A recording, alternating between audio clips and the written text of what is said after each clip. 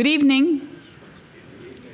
Very nice. I'm Polly Diven. I'm a professor of political science at Grand Valley State University, and I'm a member of the World Affairs Council Great Decisions Committee. I also teach the Grand Valley State University course that's offered in conjunction with this series, and so many of the fabulously attractive and intelligent students you see around you are my students for that course. Thank you all for joining us tonight as we are taken on a journey into the lives of the Syrian refugees.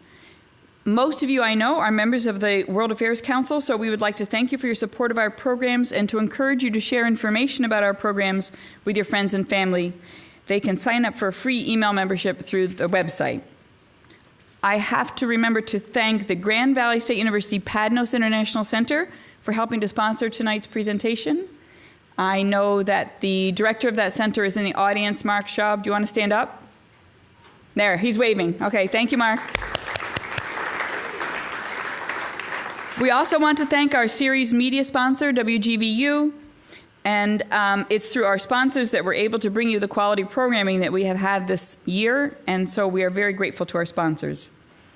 If you're interested in continuing the discussion after tonight's event, please join the Expats and Cultural Explorers Meetup Group, which will be meeting in the restaurant called La Trattoria, which is on Lake Drive in Easttown. Everyone is welcome to that group, and you don't have to have a reservation. But if you are my student, you still have to go with me to the classroom next door, not to the restaurant. One last note, representatives from the West Michigan Refugee Education and Cultural Center are in the lobby tonight.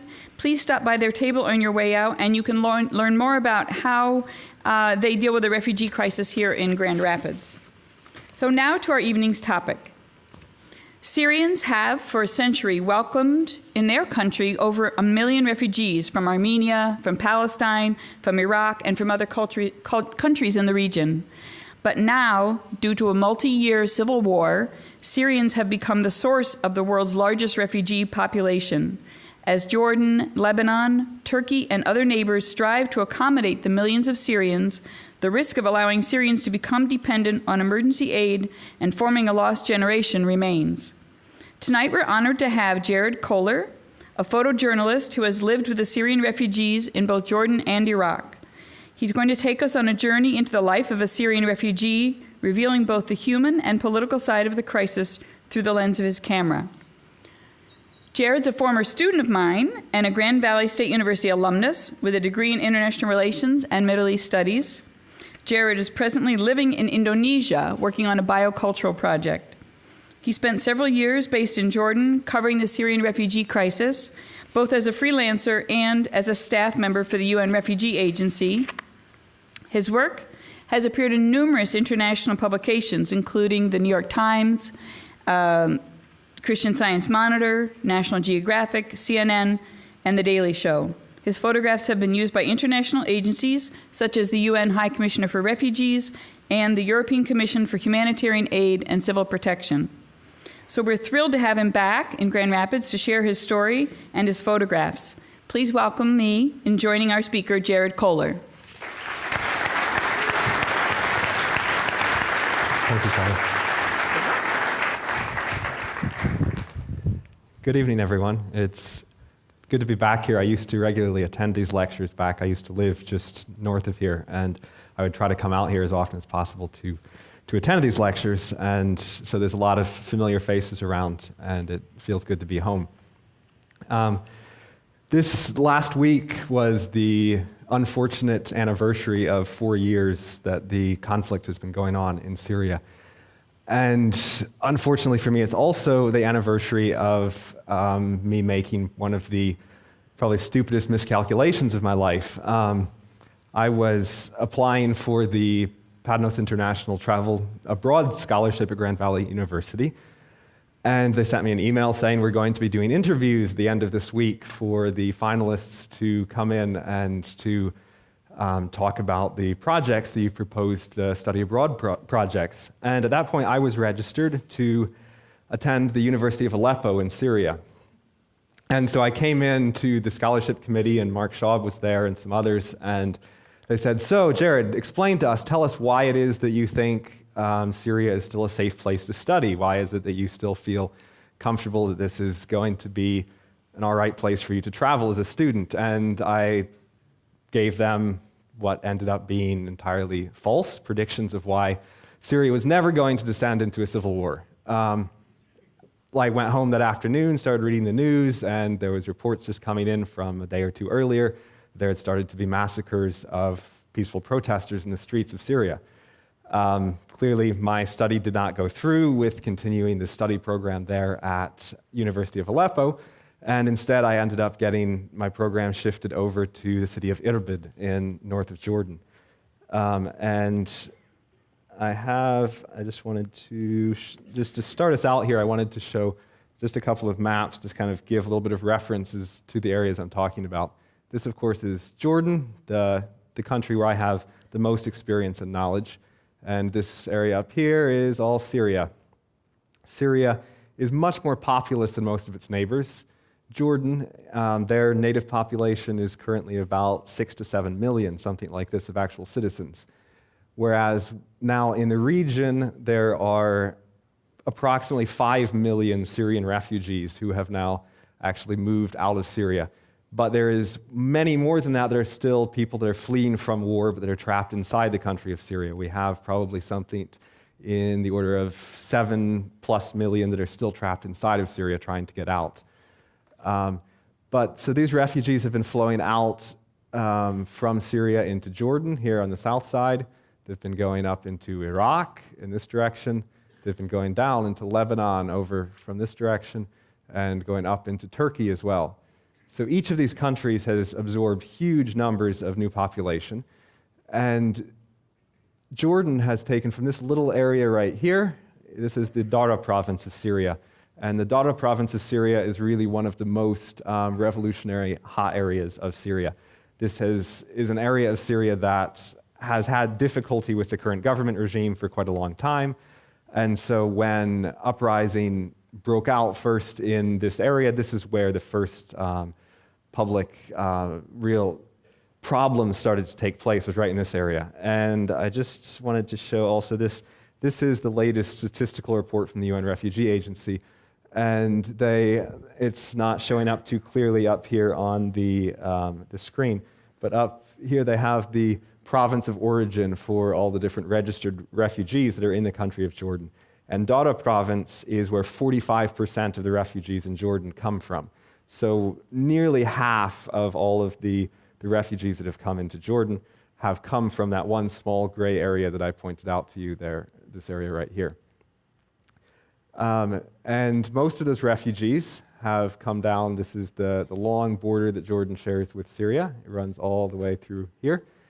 And at the beginning of the conflict, when people were first crossing over, when I first started to take images from the conflict, people were crossing at these 2 points right here are the legal border crossing points where people would cross with their passport. Just things were starting to look bad, and people would say, okay, I want to get out of here. They'd go and they would get a stamp out and they would leave. And they would cross over in this area. And then even when it started to get a little bit worse, still people would cross through. This is where most of the population is. This area is largely desert and quite empty. People would still cross over from these areas. As the security situation deteriorated and got worse and worse and worse, the Jordanian government started closing off these areas of border, where this area became more and more difficult to cross, until finally they only allowed people to cross at a few points over in these extreme desert regions. And there's a lot of reasons for this, but some of it is political because Jordan really needed to try to limit the number of people coming in. So if they could limit to only allow, they could officially have an open border policy, but it was incredibly inaccessible and difficult for people to get to these points. They had to take harrowing journeys across immense distances to try to arrive. So for me personally, I went to Jordan. I studied Arabic language at the university in Irbid, Yarmouk University, and then I decided to stay on. I graduated while still abroad, and I'm going to try to kind of tell you a little bit about my journey in kind of correlation to the refugees' journeys as I kind of got some experiences along the way. So one of the first projects that I was trying to get into photojournalism, my background before coming to Grand Valley had been in cinema arts and photography, And so I studied here, and then I was trying to get back into the journalism and the photography world. And I made a connection with a journalist who was writing for the International New York Times. And we did a story about an MSF clinic in Amman that it takes in people that have been war wounded from Iraq, from Yemen, from a few came after the revolution in Egypt. And right when we went in, they were still largely, they were filled with Iraqis. And the image that ran in the story that I did was, it was of an Iraqi refugee. But while I was there, this was the first time that I was really starting to come in contact with the results of what was starting to happen just north of where I was living in Syria.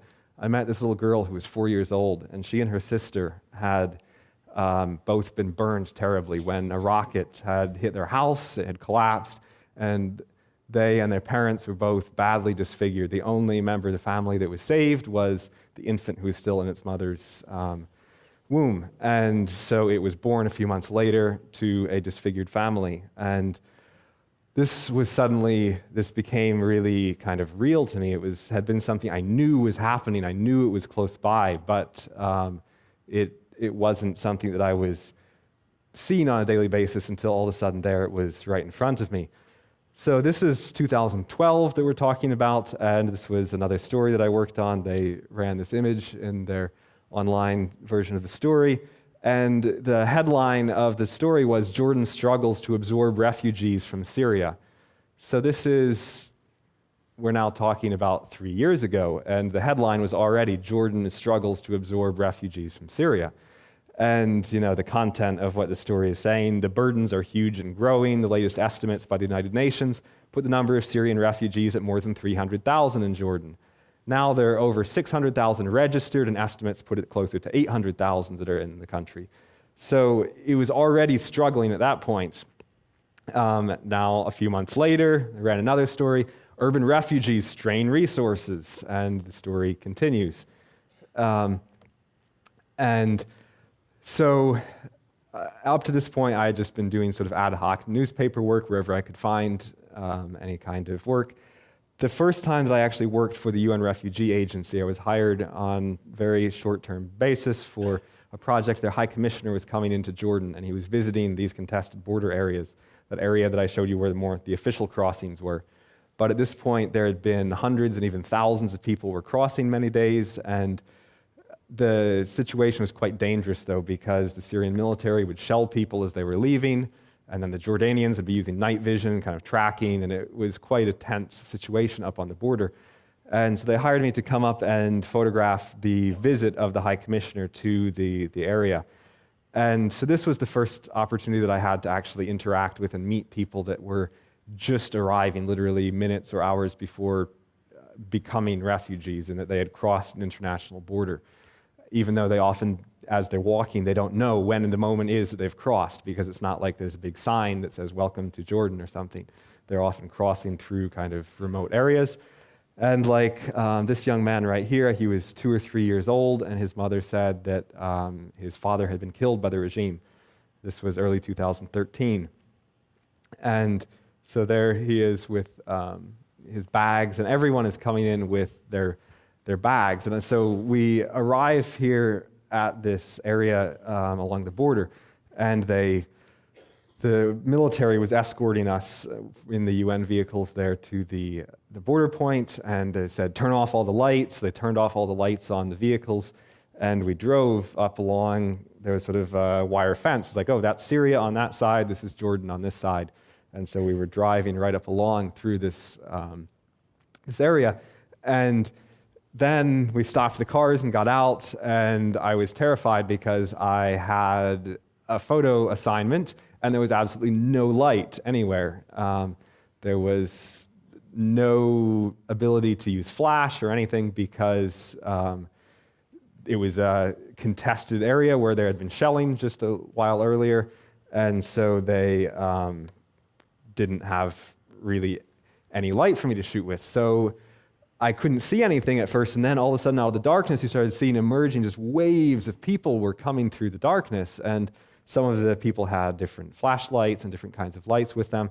And as soon as the people would see a light, they'd say, no, no, like don't shine lights on us, because they were fleeing for their lives and didn't know that they had yet reached the safety of Jordan from Syria.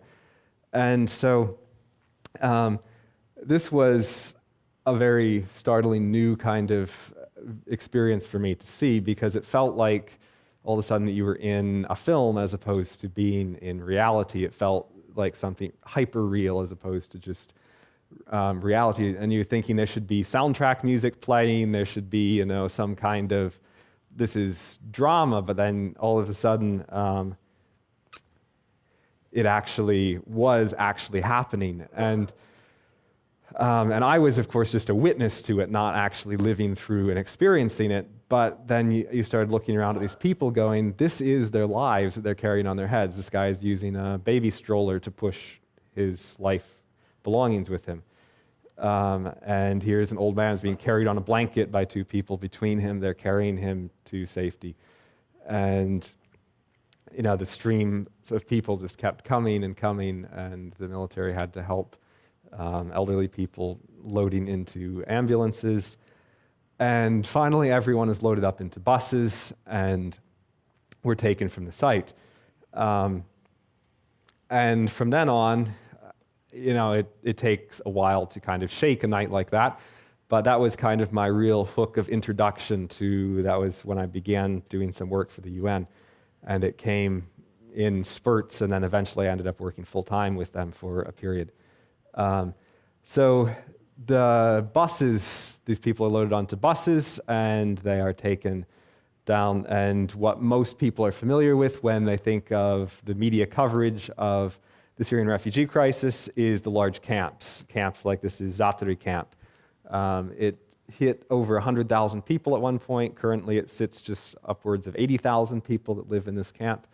So it's a city by all intents and purposes. At one point, I think it was the third or fourth largest city in the country of Jordan. After the capital and then the two other biggest urban centers, it was the one of the major cities in the country. And so people are often, they're brought in off of buses and they're unloaded, and relatives and friends stand and wait looking to see if their friends have arrived, and they're going through the registration process. And it's kind of a grim place at times, very functional rather than attractive. You can see there's razor wire and different kinds of things. And it's a very dusty desert environment. You can see up here there's a dust cloud, sort of like a tornado moving through. And this is at night. You can see it's a large place. And here's just a few more sort of scenic shots of showing what this kind of area is like. But one point that I really want to emphasize tonight is that while the narrative is always around refugee camps, the reality, I don't know if you saw on that first slide that I had up there of just the stats, but over 80% of the refugees do not live in refugee camps. Most of them live in urban areas. And this is something that the UN Refugee Agency, that journalists always struggle with, because news outlets have narratives that they want to push that people understand. And when people hear the word refugee, when they hear this concept of a refugee, people only connect with the idea of someone being a refugee if they're living in a tent. If they are someone who is living in some sort of hut or shelter that looks really bad, then they're a refugee. But at the moment that they're in a house, at the moment they have a roof over their head, people don't sympathize with them anymore, they don't connect with it anymore, and they don't view them anymore as a refugee. So all the time when I was working with the Refugee Agency, we would try to get journalists to come and to cover the urban side of the refugee life and experience. And they'd say, oh, my editors aren't going to take that. You're not going to be able to sell that story. They want camp stories. And so a veritable who's who list of every journalist in the world came and did their story from Zaatari, because it became kind of a check mark that all the major news outlets had to do a story from Zaatari, somehow covering and recovering the same material that had been covered by many people before. But often some of the really most compelling and most interesting stories were stories that were found outside of that camp environment. Because often the people that didn't directly go to the refugee camp were people that came from a lifestyle and a life type that we would, in many cases, in Western countries, be able to relate to more. Syria was a very highly developed country. They had very good infrastructure. They had actually many aspects of their country were going very well before the revolution. And they had very low debt as a country and a lot of different issues that they were functioning fairly well on. They had, of course, really unfortunate oppression of people to no one was allowed to question the regime. But many people were living very comfortable, happy lives for the most part in certain areas. And so these are the people that then suddenly fled. And many of the people, if they had at least a little bit of savings or some kind of nest egg, they would use that to relocate and try to find an apartment, try to find a house, try to find some place that they could live in urban Jordan. And here again is one of the real milestone moments for me that I'll always remember from the time that I was working. I met this family. I come from a very large family in Traverse City. My parents are here tonight. There's me and 10 brothers and sisters. And I met this family. They came from, sounded like sort of a similar region to my own. There was a lot of fruit growing and very agricultural. They owned a big farm. They had a vacation house in another area. And most of the parents' older children were married and had children of their own. So they were grandparents, and they still had 3 young daughters that were living at home with them. And at that point, my parents had my 3 youngest sisters were also still living at home with them.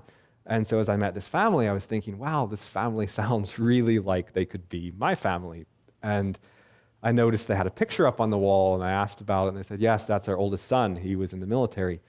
And this family was from the Shia branch of Islam, which is fairly uncommon for a Shia family to come to Jordan, because Jordan is 90+% Sunni Muslim. Most Shia tended to go towards Lebanon, but this family had come to Jordan for a number of reasons. And they're within the makeup of the Syrian structure, more often than not, Shias supported the government. And so prior to any of the revolution, everything, their son had been in the military. He had been serving. And so as things had devolved in their home neighborhood, there was getting to be more and more significant problems. And their son, the military officer, had gone down to visit because one of their uncles they thought was sick or something, so he had gone down to try to check on the uncle, and he got shot by a sniper as he was walking down to try to visit his uncle. And he died. And so they now have an image of their son. So even though their son was a member of the military, he was shot probably by members of his own military just for being in the wrong place at the wrong time. And so they decided that the situation was getting worse and worse. They needed to leave with their younger children. They said, our older sons, there's no way we can get them out because they are of military age. They'll be caught and conscripted back into fighting in the military. And one of their sons, actually, he's also married, but he had indeed been captured and put in kind of a press gang type situation. He was forced back into fighting the military, and they didn't have very good tabs on where he was located, or he was not very often able to connect with them. So they were remembering now all of their children that were back at home, and this older couple had twice they had actually gone back into Syria to check on one of their sons. Their other sons had been shot by a sniper and injured, and they had gone back to see to his medical care. And so it was very emotional hearing their story and just imagining, like, if just a different roll of the dice, this could have been my family very, very easily. And I was about to leave, and this father is a very, very gentle, very kind man. He had a very lovely relationship with his young daughters, and they clearly had just a beautiful family kind of spirit. But he came up to me as I was leaving, and he held my hand. And I saw that tears were starting to come to his eyes. And I was like, oh, no, we can't go there. And he said to me, you look just like our son who's back in Syria. It's like we got a visit from our son today. And yeah, that's when it's just the wreckage is complete, and when you realize how entirely destructive these forces are to very everyday people that could be any of us. I had a chance then also in the urban communities to visit a family who they were living in. The gentleman here in this picture had been the owner of a business, the owner of a butcher shop, and he employed his sons in his business and everything. And then they had to flee as things were getting worse and worse in their home area. And now they were living in this small area. They have broken bits of glass set up above their sink as a mirror. And the way that they were paying their rent is the children go out and they collect garbage in the streets. He sends all of his sons out into the streets and they collect anything that's useful. You see in this picture, he has all the stuff they've stacked up to sell. And they were facing quite a bit of harassment, people attacking them, different things. But so this family is clearly in a very vulnerable situation. And these are the kinds of situations that really every day ethically made me struggle, because there was a moment as this father had been incredibly hospitable. He had let us into their home space, showed me around, showed me their home, said, yes, take pictures of anything, it's fine, go ahead, and just made me feel really welcomed and was really kind to me and my friend who we were visiting with. And then somewhere near the end of our visit, as we were kind of winding down, and he had given us all of this kind of access, and he had let me photograph his children out collecting garbage in the streets, which is something no father ever wants to do. And then he stepped over to the side, and he broke down in tears, sobbing. Here's a man, 60 years old, shaking, tears coming down his face, crying. And in my position working for a refugee agency, this is the moment when you go, this is the picture, this is the one that can sell this crisis, this is the one that can tell the story that needs to be told. And I'm holding my camera going, I can't live with myself if I lift my camera right now and take this picture. And, you know, it's one of those kind of questions that you always ask yourself, should I have taken that or shouldn't I have, you know? And in that case tonight, I can't show you that picture because I didn't take it. Fast forward on to about a year and a half later, Malala Yousafzai was visiting. She now has quite a voice in the international community, and so she wanted to really do something to advocate for refugee issues.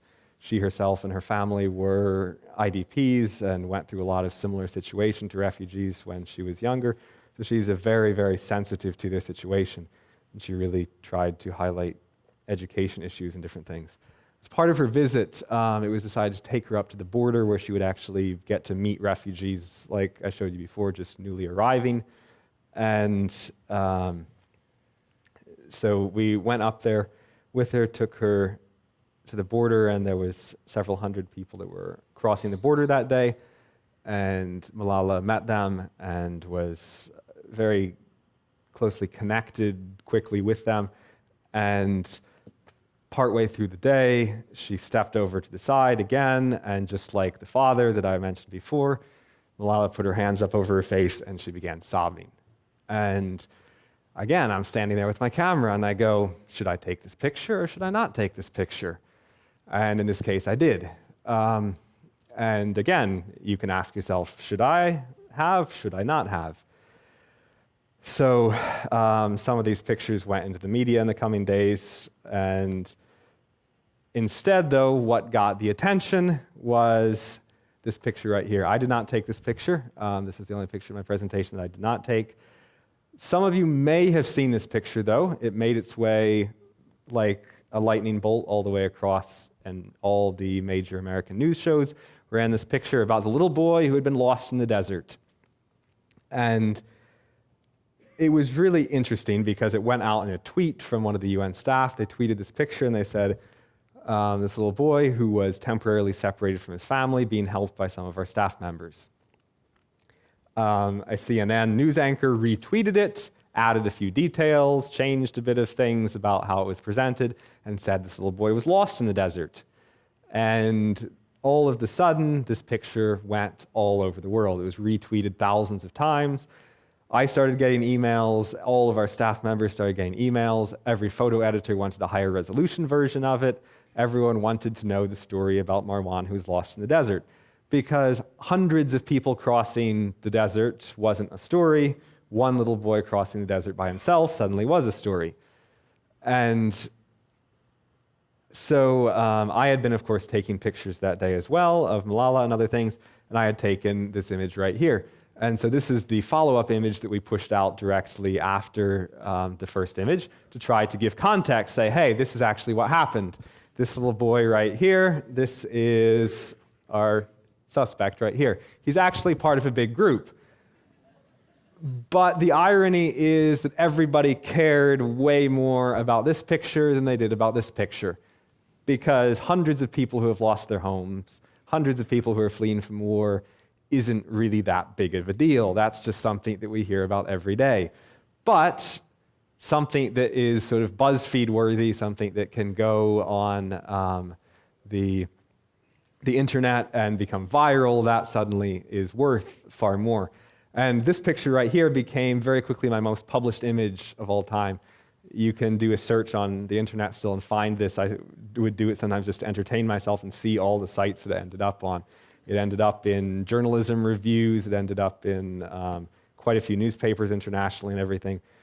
And sometimes you just have to ask, like, why are these the stories that get the attention? Here's a family surveying the wreckage of, he's looking at their house back at home from their tent in Zatari. Every one of these pictures I could stop and tell you long stories about. This is the hospitality of even Syrian people love to have guests, and even when they have nothing and when they're in a tent, they will continue to invite you in and offer you all kinds of things. The wonderful part about the job that I had was that I got to kind of track some things over time and get to know families, like this family that I had met months earlier. I then got to be at the wedding celebration of one of their sons later, who got married to a neighbor that he met in the refugee camp. They were put in tents down on the same street and got to be friends and were now getting married. And so their relationship was a product of the refugee crisis. Here's a dance going on in the refugee camps.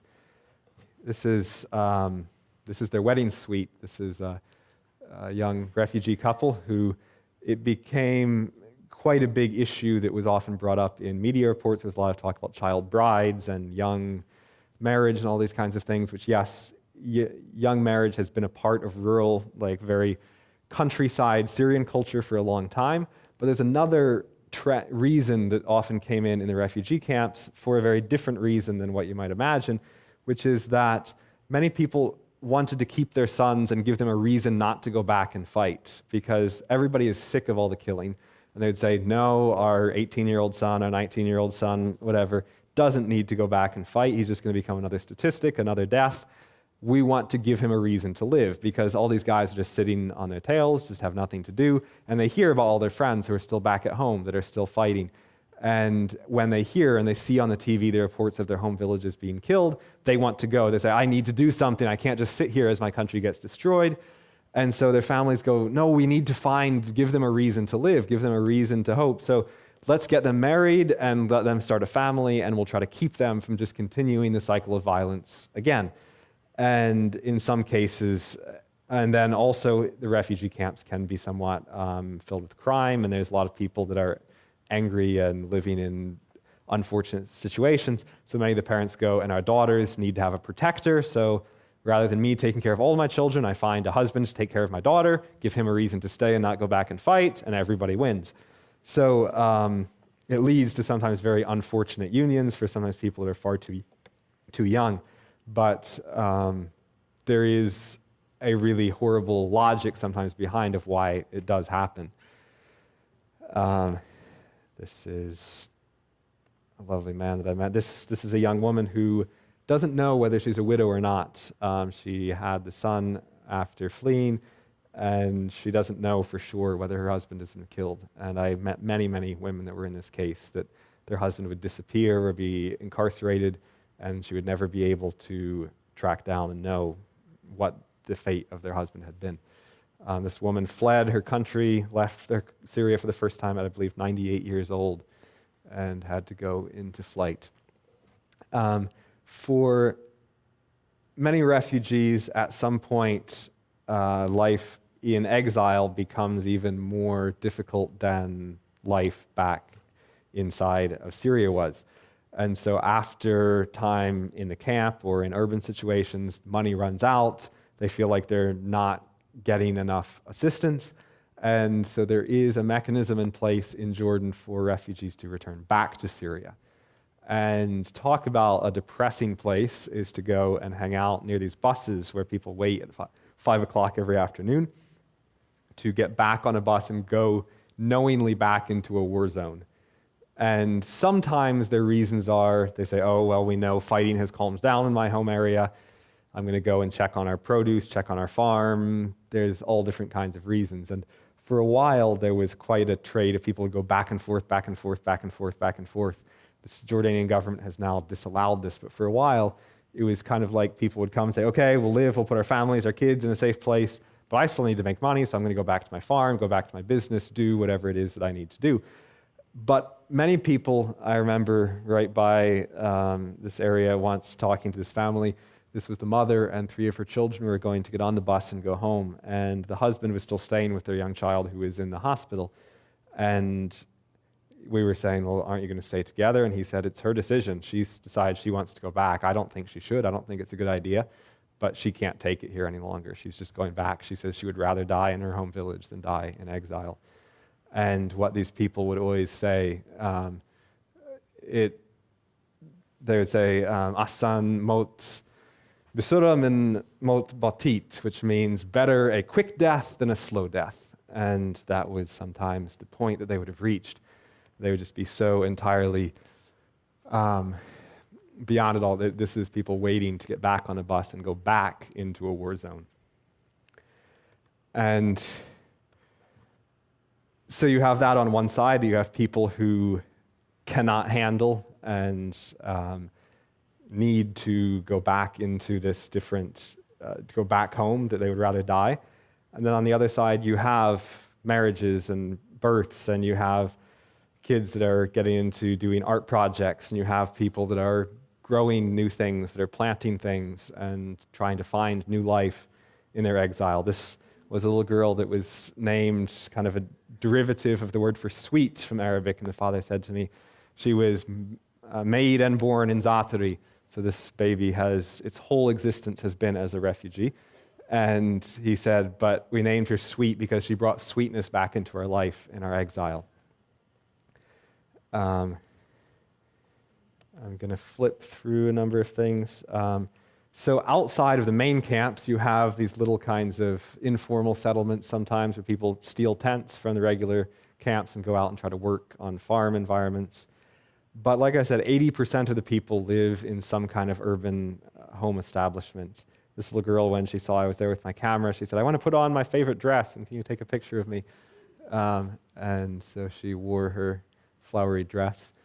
For the most vulnerable cases, get some cash assistance from UN agencies. The UN Refugee Agency has found that they can use iris scan technology and different things to absolutely confirm identity and then distribute targeted cash assistance. And it has some of the best kind of low overhead cost compared to other aid mechanisms, because you can positively identify the recipient and distribute it through existing, cash ATM networks and whatnot. So you can have like less than 0.5% overhead cost and things like this for distribution of aid. This woman, I asked if I could take her picture, and she said, only if you make me look beautiful. So these are people queuing up on the day that money is put into their accounts to draw cash from their payment accounts. Many young people and people of all ages have to try to enter the labor markets. And this is a huge issue because the Jordanian government officially doesn't allow Syrians to work. This is the big difficulty that hangs over the whole situation, is the fact that Jordan has been incredibly generous in terms of allowing Syrians to come into the country, but they have some very interesting regulations that keep them from being fully integrated into the economy. And this young man was able to work partially because he had Palestinian half in his family, so he was more accepted in the Jordanian environment. But his father had been killed, and his father had been a carpenter, so he wanted to continue the memory of his father by working in carpentry. And that's the way he supported his family. This is a Shakespeare production in Zaatari camp. These kids were doing an adapted King Lear in there. So today, for the last months, the refugee situation has really the numbers have decreased significantly coming into Jordan, and everyone has asked, is this because the Jordanian government is closing the border, or is it because people are not fleeing as much? There's been a lot of different speculation. But in the last week, there has been significant uptick in the numbers crossing. There's been about 300 refugees crossing every day. I was just contacting all my old contacts back in Jordan in the last few days to try to get the latest updates. And the numbers are up, and I was asking some of the people there why this might be, and they said there's a number of possible reasons, but one thing is the fact that next week is the third Kuwait funding conference for currently all of the UN agencies, all of the host governments are strapped for money.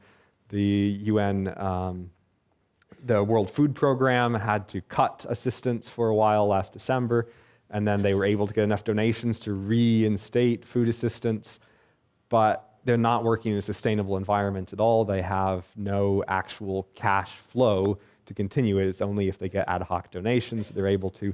So there's a big donor conference where all the world governments are meeting next week, and Jordan is a master of playing some of these kinds of dynamics. So it may be because of the upcoming donor conference that they opened the tap a bit again to let refugees come. But as soon as that news spreads back into Syria, there's going to be people lining up on the borders trying to get in.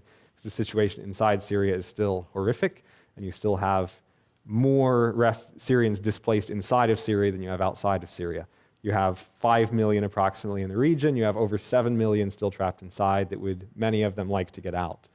And it's not uncommon when you meet someone who arrives here. This is the desert regions where they're now allowed to cross, is up in this kind of area. They arrive there and you ask them the story of how did you get here, and they'll have a year-long story of, well, we went here, and then we went there, and then we escaped to there, and the stories get so convoluted and confusing. But then finally, this is the kind of areas where they're allowed to cross, these berms. This is kind of the exiting the no man's land between Syria and Jordan. And now he's literally, in a few seconds, going to become a refugee when he gets up over the top of this dirt embankment. So this is the kind of situation of what still happens on a daily basis now, that several hundred people are crossing. They get to these kinds of areas, and sometimes they're forced to wait, sometimes weeks. They put blankets up and make little sort of ad hoc shelters. And so this is the kind of shape they often arrive in. They're given, right when they first arrive, they're given some sort of then food package. And these are babies that are coming. They're infants and old people and all different kinds of people that are arriving. So this is the first assistance that they're ever getting, is at this kind of place. Then they're loaded into trucks, and once they finally have arrived to safety, they're sometimes assisted by Jordanian military forces. They're loaded up and they're transported down roads. This is a road the U.S. government has donated to Jordan to make this area accessible. And so this is why there's an American flag up here on the sign, because the American government was a part of supporting this infrastructure project. They're taken to a processing center and put here in a processing center where they have the Jordanian intelligence does background checks and all kinds of things to try to determine if they're bad apples or not. And they're still at this point deep in the desert regions, far, far, far away from any kind of human civilization. And the kids make do with what they can. They stay at these places. Then they're taken by bus again to a registration center where they go through another round of government intelligence questioning. And only those who make it through, which sometimes many get turned away and sent back into Syria if they don't fit the profile of what the Jordanian government is ready to allow. And they sit and wait. And finally, this is the first time they actually really get in under UN kind of assistance at all. Those that the Jordanian government has decided can come in, and then they get registered through the UN aid system. They're given extensive sort of biodata that is recorded about their place of origin, the number in their family, all these sorts of issues. And they do iris scans so they can have absolute identifiers for each and every one of the refugees. And then, these are out of order. And then currently all newly arriving refugees, they don't have the option anymore to go out into the urban communities. That was earlier in the conflict, they were allowed to do this, but now they are obligated to go into Azraq camp. This is Azraq camp, the site of, I think, over $10 million of, no, it's much more than that. I need to get the figure, but it's millions and millions and millions of dollars went into building what was supposed to be the refugee camp of the future. They laid out all the grid of streets, and they built these newly designed shelters that were supposed to be better than tents, and they worked it all out. But it was in the most remote, desolate area of desert you can imagine. And so people arrive. They've been registered. Many of them have been traveling for weeks at this point. They finally get here to what's going to be their new home. They wait in sort of a reception area. They're assigned a new shelter. This guy has a screen up here, and he's telling them what their new shelter number is going to be, where they're going to be located. Then they go through, and this is a family of 5 would get, this is like the 8 items that a family will receive when they come in. They get a cooker, they get a few mattresses, they get some cooking materials and a solar lamp. But currently there's no electricity in the camp, and so people get to live with what they can.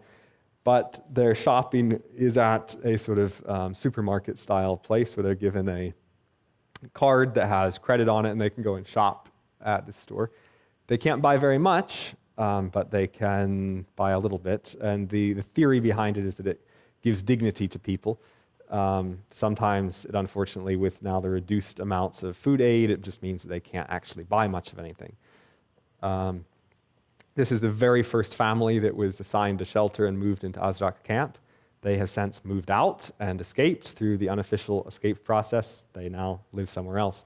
So this camp was supposed to absorb this huge flow of refugees. It was supposedly scalable to upwards of 140,000 people could live in it. Currently, 14,000 people live in the camp.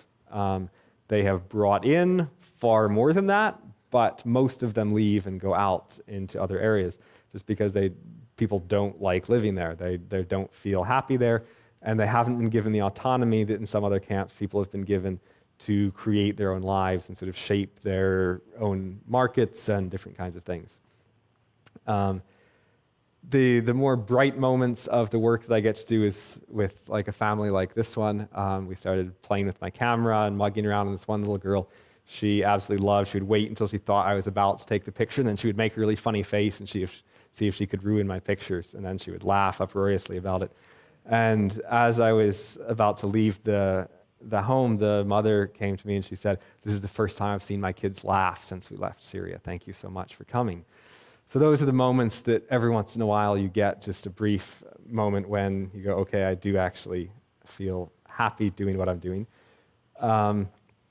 I think my time is getting close to wrapping up here, but wanted to just give a little bit more context to Syria, to Jordan, that in addition to all of the Jordanian refugees, they also have Sudanese and Somali refugees in the number of several thousand that live in the country. And the unfortunate thing about many of these people is that while Syria has been in the news, Sudan and Somalia aren't very much in the news. And so they don't get any assistance money earmarked for them. So many of them, they are living as entirely forgotten, under the radar, people that have so little assistance money given to them. Sometimes they're living on couches in the streets and different kinds of things like this. So there's several thousand of them as well, that many of them are coming also from incredibly harrowing and horrific kinds of situations as well. These are pictures of more of the iris scan. And I'll just quickly flip through. This was one of the last projects I shot before I moved out of Jordan, was really trying to get a handle on and a visual depiction of the situation for urban refugees in Syria today. So the majority, it would be upwards of 400,000, probably close to 500,000 people that are living out in these urban communities around the country.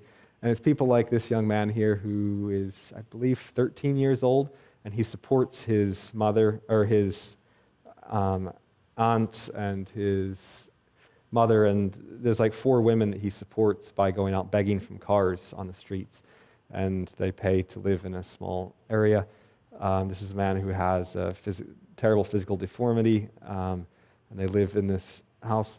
This is a girl who has never seen something pointed at her that was not a weapon, and so when I bring my camera out, this is not uncommon for young children that have lived their whole lives in this kind of context. So they see you raise the camera and they shriek and are terrified and try to run away from you.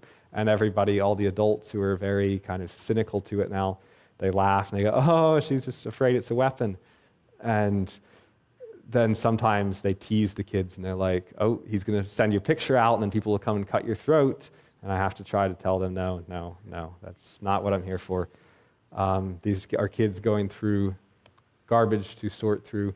And just to give you an idea of how close this is a luxury hotel, one of the big 5-star hotels in Amman, and where all the rich Saudis and stuff come and stay. And just about a kilometer away here, we're at the house of this man, who there's a sewage leak in the pipes near his little broken down house here. So sewage seeps into his living room in the space where they live with his young children. So this is kind of how close all of this is. And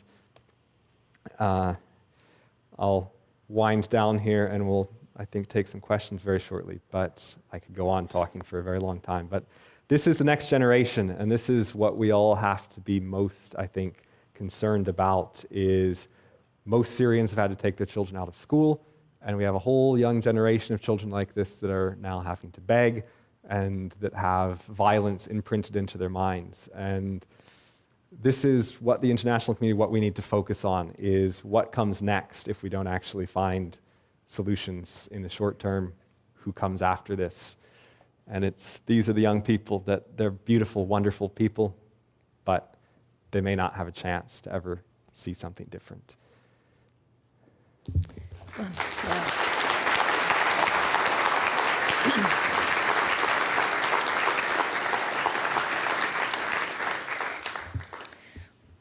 Obviously, a very powerful program that you just walked us through.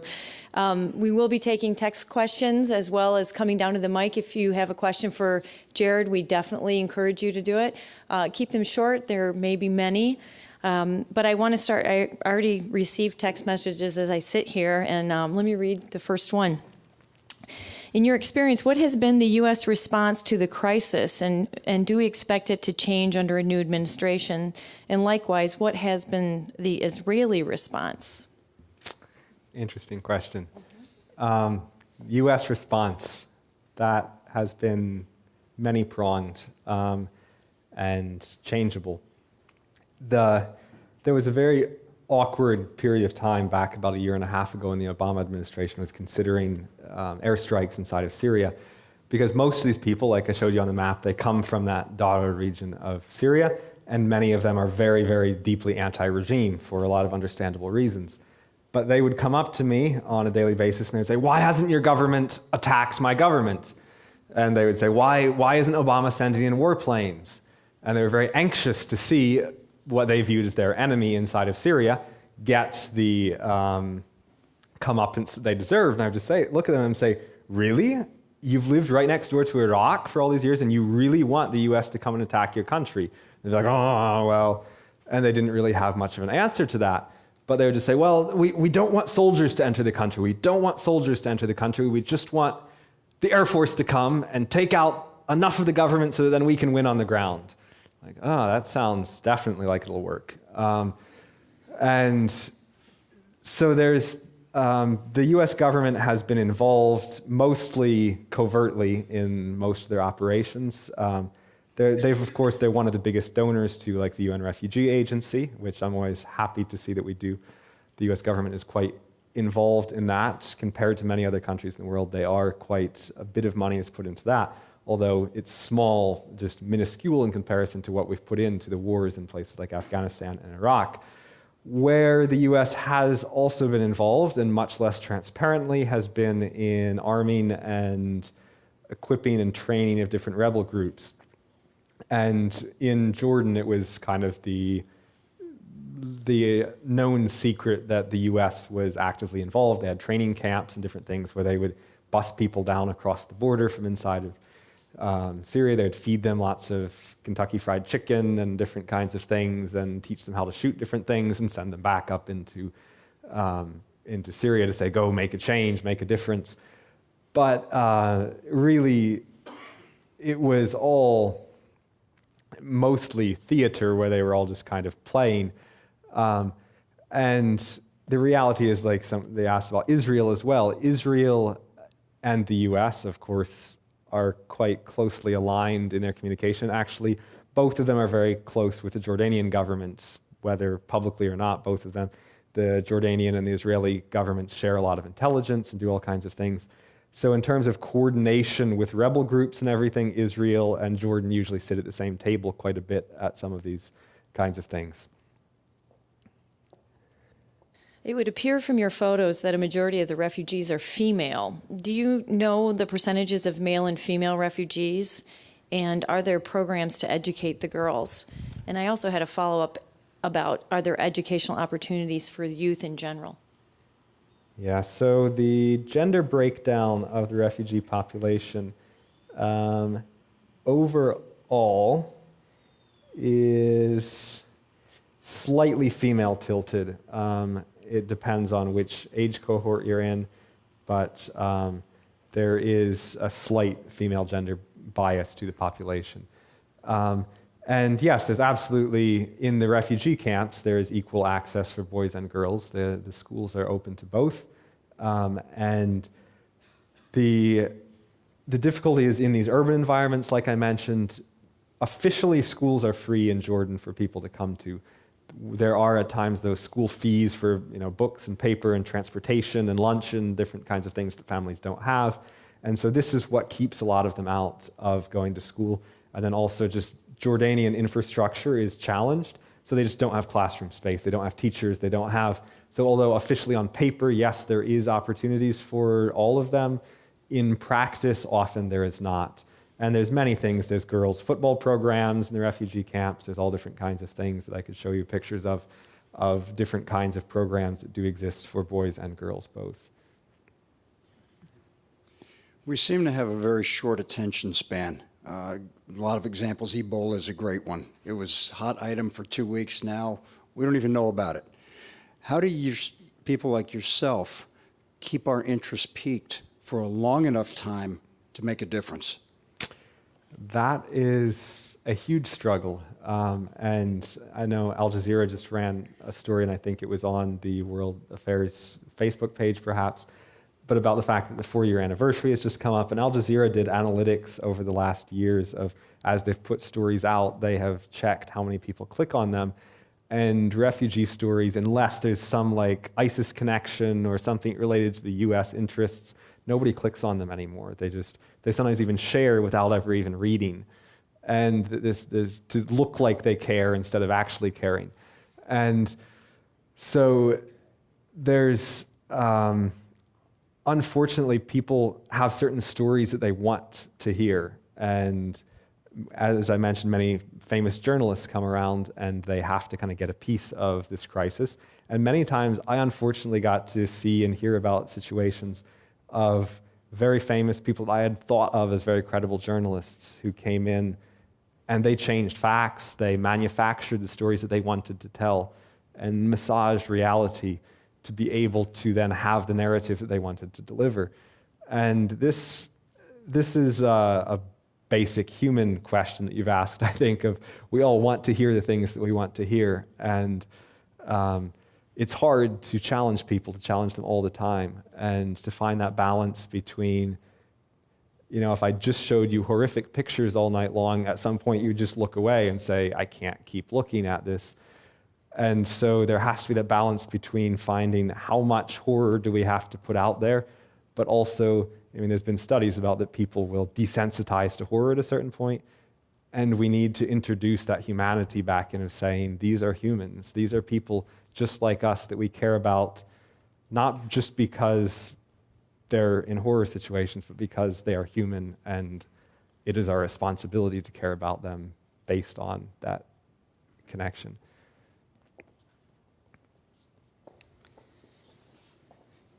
One of our members here in the audience said that I am close to families who were refugees that survived the war and genocide in Kosovo. Most of them refer to the UN as united nothing because of their inability to really aid during violent crisis in Bosnia and Kosovo. What's your perception of the UN in Jordan? The UN is a large international body, and as with anything very, very large, there is a huge inertia factor that is at play. And so I could tell you many, many instances of inefficiencies and of corruptions and different things that certainly exist within the UN system. It is a far, far, far from perfect system, and sometimes it is infuriatingly so. At the same time, when there is a refugee crisis like this, it is the only game in town, for better or worse, in many cases. And it is the only body that exists that can take donations from China and from the United States and from Britain and from Australia and from Japan and all these different countries, and Russia even, countries who have competing interests that won't come together on actually working out a united strategy. They can come together and they can all put their funds together and channel it through these kinds of bodies that does allow for at least baseline assistance. And it's far from perfect assistance, it's far from enough, but I mean, you've seen in the images today, and I can show you many others that show there is infrastructure in place now because of the UN system, and there is assistance that's being delivered through the channels of the UN. And I would love to see it improve, but I do believe at this point we don't have a better alternative yet.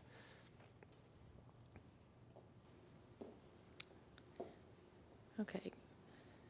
There was a couple questions that I received in that had to do about the schools and the education system. Could you elaborate a little bit more about what actually in these refugee camps, how are they educating the students? You mentioned schools, but can you go into a little bit more detail?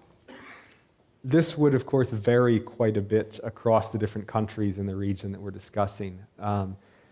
And within Jordan, they have sort of a state-dictated curriculum that they teach throughout schools across the country.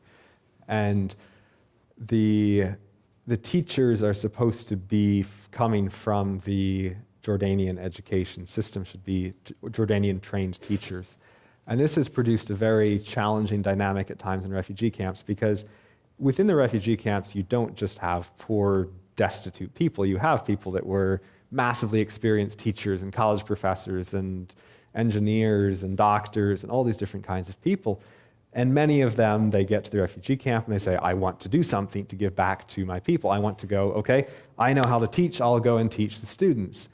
And they are often disallowed to do so because they say, no, we can't be stealing jobs from Jordanians. They can be maybe classroom assistants or something, but they can't actually be full teachers. And this leads then to very difficult classroom dynamics where you have fresh out of college teachers who have no classroom experience, that then have a classroom assistant who is from the same country, the same identity as the students, and has 20 years of classroom experience, but they're not allowed to actually have a voice in their classroom. So you have things like this that develop. And also, Syrian society is still quite tribal. You have very, very strong identities that people associate with their family and tribal groups. And so within small communities inside of Syria, you knew who the tribal identities were that you interacted with. All of a sudden, in a refugee camp, you throw them all together, and people that never interacted before all of a sudden have to interact, and they don't necessarily have good rules worked out for how this tribe interacts with this tribe. Or if you have kids that grew up in cities with now Bedouin kids who grew up herding animals that never would have interacted before, and so they always tease each other and fight with each other. And so these are the kinds of immense complexities that constantly bedevil any education situations. Education is, in the refugee context, usually under the purview of UNICEF, the UN Children's Fund. So I didn't work quite as closely with education issues as some other people did. but I saw it on a routine basis. That the school, like space and capacity is the constant issue. They have more students usually than they have space for, is a common recurring theme, and just infrastructural support. They run morning classes and afternoon classes and different things to try to fit them in, but there's always a need for more all the time. Good evening, and thank you, Jared, for this presentation. I'm from Syria, lived in Syria until 2012, had to move out. I'm now visiting with family in Grand Rapids, and will be going back to the Middle East soon. I don't have a question, but I have a comment to make. I'm involved in the refugee crisis that we're seeing. And first, I'm grateful, and I know I'm speaking on behalf of many, for this accurate portrayal of what's going on in Zaatari camp. These are stories of misery and desperation, and there are stories of hope and resilience that you've put on the screen. And this is the message that we want people to know about Syria. What we've seen so far is a promotion of two toxic notions about Syria: hopelessness and helplessness. There's no end in sight, and we can do nothing about it. And I think this will change eventually, but we need to change it sooner than later, because Syria is a country, with respect to every country that has gone through this, but Syria is a country of middle class. Syria is a country that has achieved a lot on any development index and all development indices, including literacy, including inclusion of women, including education, and so on and so forth. But today, in the camps, and Zaatari is one of many, and Jordan is one of several countries that are hosting refugees, whether in Turkey and Lebanon. Syria, the country that sent educators to the entire Middle East, that educated the Gulf region, that educated North Africa, cannot educate its own children. 55% of school children, or children in school age, are out of school in Syria today. And this is a time bomb. This is a time bomb not only for Syria, but for the entire region, and the stability of the region is the stability of the world. It is a region of massive consequence to international relations, to the economy of the world, and definitely Syria is important on its own. So I think it's what I get out of the presentation, and I hope many will get out of the presentation as well, is that we need to challenge these two very dangerous concepts, helplessness and hopelessness. We can do a lot to help refugees. Education, and there are several foundations here in the US that are working on education for refugees. Relief is important, but education is an investment in the future. We want peace assets if we want Syria to come back. Whether it comes back as one country, which I hope, or it comes back in several countries, but we need these children to be educated, to receive primary education, secondary education, and hopefully go on to college. The challenges are massive in every sense of the word. So I really thank you again. I hope that we'll see more effort like yours to inspire action.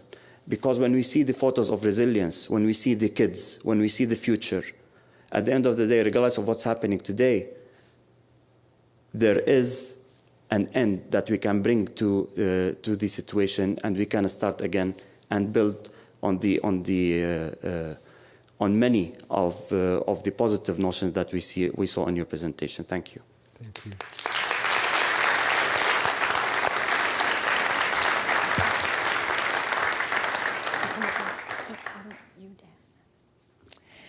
Wow.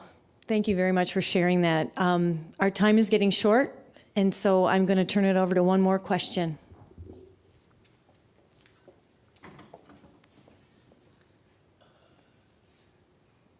The images presented, the reflections of people trying to live their lives, and yet what is absent within their lives, their tribes, their religion that prevents the unity of expansion. An education of a of a child is a lifelong process. And we're looking at a process that we did not see. We saw the peoples, we saw the women, we saw the families, but we didn't see the peoples who are making the decisions that have continued this conflict, not for a day, not for a year, but for generations, and the conflicts between the peoples within. Thank you.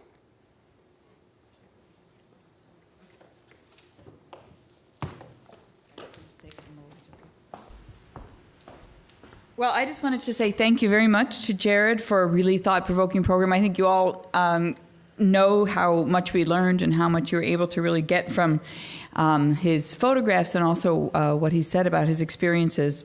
I would like you to just join me in another round of applause for Jared Kohler. Great, thanks. I want to remind everyone that next week is our last meeting and our last week in the Great Decisions discussion series. We'll have National Public Radio's technology correspondent, Artie Shahani. I believe she's the one who was supposed to come earlier but got snowed out. And she's going to help us to decide whether privacy is a thing of the past. So please join us, and we hope to see you again next Monday for our last session. Our meeting is adjourned. Thank you.